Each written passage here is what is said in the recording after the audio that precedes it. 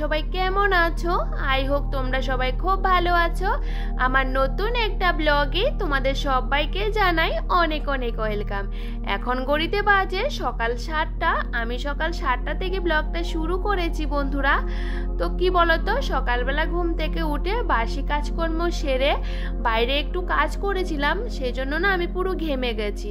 তো ভাবলাম যে না চানটা করে নিই, তো চানটা করে নিয়েছি। তো কি বলতো, ঘেমে গেছি, তারপরে ভাবলাম যে না চানটা না করলে ভালো লাগছিল না। তো দেখো, তো এগুলো কমপ্লিট করে পুজোটা দেওয়ার পর এখন একটু টিফিন খেয়ে নিচ্ছি। আজকে না ঘরের মধ্যে কোনো টিফিন বানাইনি, কিনে নিয়ে আসলাম। তো দেখো আজকে না ছেলের জন্য একটু পায়েস করব, তো সেজন্য টিফিনটা খেয়ে বেশি একটা দেরি করিনি। কি বলতো, তাড়াতাড়ি করে রান্নাটা বসিয়ে দিয়েছি। বাইরে যা পরিমাণের গরম উঠেছে, তো ভাবলাম যে তাড়াহুড়ো করে রান্নাটা আমি কিন্তু করে নিই। তো সেই জন্য দেখো সকালবেলা কিন্তু দুধটা আমি জাল করে রেখেছি, তো এখন কিন্তু চালটা দিয়ে দিয়েছি। আজকে না বন্ধুরা ছেলের পছন্দের রান্নাগুলো আমি আজকে করব। অনেক দিন হয়ে গেছে ছেলেকে কিন্তু ওর পছন্দ মতো রান্নাগুলো খাওয়াচ্ছিলাম না। আর আমার ছেলে কিন্তু একদমই খিচুড়ি খেতে চায় না। ও কিন্তু এখন 1.5 বছর, মানে 19 মাস হয়েছে, কিন্তু একদমই খিচুড়ি খেতে চায় না। ওকে কিন্তু আমি সবসময় ভাতটাই খাওয়াই, কারণ বাচ্চা যেটা খেতে চায় ওটা কিন্তু খাওয়ানোর চেষ্টা করি। আর ওকে শুধু ভাত সবজি এগুলোই খাওয়ানো হয়, আর কি ফলটা খাওয়ানো হয়। তো ভাবলাম যে আজকে ছেলের জন্য একটু ফ্রাইড রাইস করব। আর ছেলে কিন্তু ভীষণ পছন্দ করে। কি বলতো, একদিন করেছিলাম, ওকে খাইয়েছিলাম, তো ও খেয়েছিল। তো ভাবলাম যে আজকেও একটু ওর জন্য ফ্রাইড রাইস করি, তো আমার জন্য করে নিচ্ছি একসাথে। দেখো এদিকে চালটা ভিজিয়ে আর এদিকে কিন্তু এক এক করে সবজিগুলোও কিন্তু কেটে নিচ্ছি। দেখো সব সবজিগুলো কেটে নিয়েছি, আর এগুলো করতে করতে কিন্তু আমার কিন্তু পায়েসটা একদমই হয়ে গেছে। দেখো, তো এদিকে কিন্তু ছেলেকে কিন্তু মাঝখানে একটু দুধ গরম করে ছেলেকে একটু পাউরুটি দিয়ে খাইয়ে দিয়েছি। দেখো এদিকে চিকেনটাও আমি কিন্তু ভালো করে ধুয়ে নেব, আর চালটা কিন্তু ভিজিয়ে রেখেছিলাম, অনেকটাই ভিজে গেছে। তো দেখো ভালো করে চিকেনের মশলাটা কষিয়ে নিচ্ছি। তো ভাবলাম যে আজকে তাড়াহুড়ো করে রান্নাটা মানে একটু সকাল সকালে করে নেওয়ার চেষ্টা করছি বন্ধুরা, যেহেতু ভীষণ পরিমাণে গরম পড়েছে। আর কি বলতো, আমাদের এখানে মানে কি একটু বৃষ্টি নেই, কিচ্ছু নেই, প্রচুর পরিমাণে গরম। তো সেই জন্য ভাবলাম যে রান্নাটা তাড়াহুড়ো করে কমপ্লিট করে নিই। আর আমার যেহেতু রান্নাঘরটা টিনের আর একটা জানালাও নেই রান্নাঘরে, সেহেতু না আলো বাতাস কিছুই ঢুকে না। তো সেই জন্য একটু তাড়াতাড়ি করে রান্নাটা কমপ্লিট করে নিয়ে তো ভাবলাম যে আস্তে আস্তে ঘরের ভেতরে কাজগুলো করব। আর দেখো এখানে কিন্তু সকালবেলা একটু জিনিস নিয়ে আসলাম, কিছু মানে লবণ নিয়ে আসলাম, চিনি নিয়ে আসলাম। তো এগুলো কিন্তু কৌটোর মধ্যে ঢুকিয়ে রেখে দিয়ে আর জায়গার জিনিস জায়গাতে রেখে দিচ্ছি। আর এদিকে কিন্তু চিকেনটা আমার হয়ে গেছিলো, তো ওটা নামিয়ে নিয়ে একটু ফ্রাইড রাইসের জন্য তো এই সবজিগুলোকে একটু ভেজে নিচ্ছি। তো এটা আস্তে আস্তে ভাজতে ভাজতে তো ভাবলাম যে না আমার সংসারের কাজগুলোকে করতে হবে। কি বলতো, আমার না একদিন এই মোছামুছি ঝাড়াঝাড়ির কাজগুলো না করলে ভালো লাগে না। ভাবি যে আজকে কাজগুলো করব না, কিন্তু না করলে একদমই ভালো লাগে না। আর দেখো এদিকে কিন্তু বিছানাটা হালকা করে গুছিয়ে নিয়েছি, ভালো করে গুছিয়ে মানে গোছাতেই পারছিলাম না, ছেলে ভীষণই দুষ্টুমি করছিল। তো সেই জন্য ভাবলাম যে আস্তে আস্তে কিন্তু কাজগুলো করে নিই। আর ওইদিকে কিন্তু রান্নাটা তো বসিয়ে দিয়ে আসলাম, ভাজিটা হচ্ছে সবজিগুলো।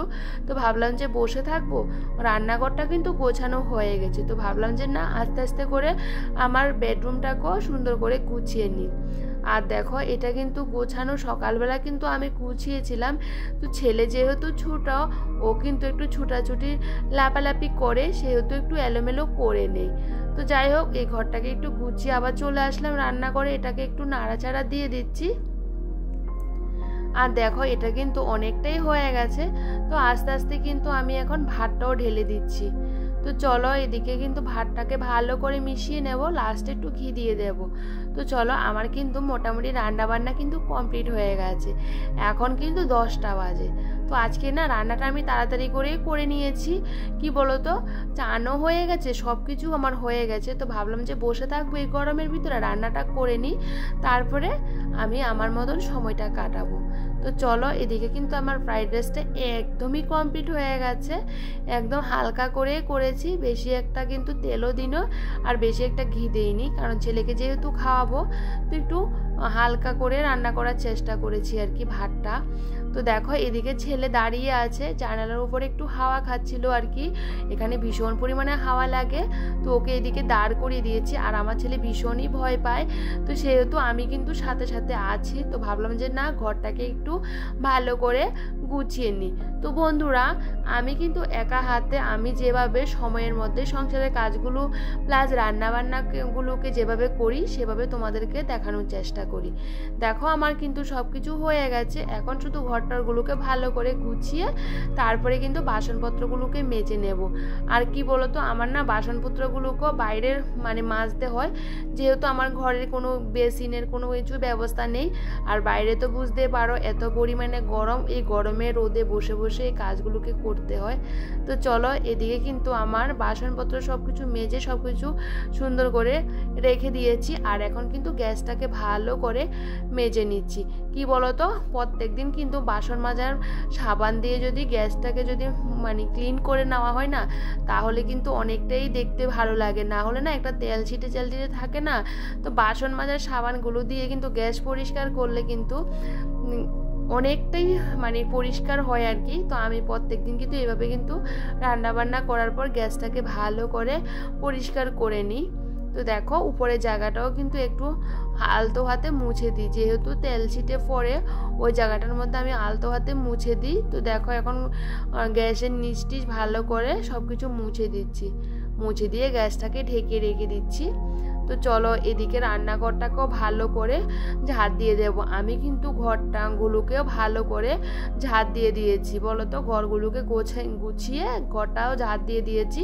আর ছেলেকে এখনও চান করাইনি, তো ভাবলাম যে না, ঘরটরগুলো গুছিয়ে আমার সব কাজ কমপ্লিট করে তারপরে ছেলেকে চান করাবো। এখন যেহেতু বেশি একটা বাজেনি, তো সেই জন্য না ছেলেকে একটু পরে চান করাবো। আর দেখো এখন একটু বারান্দাটা ঝাড় দিয়ে দিচ্ছি।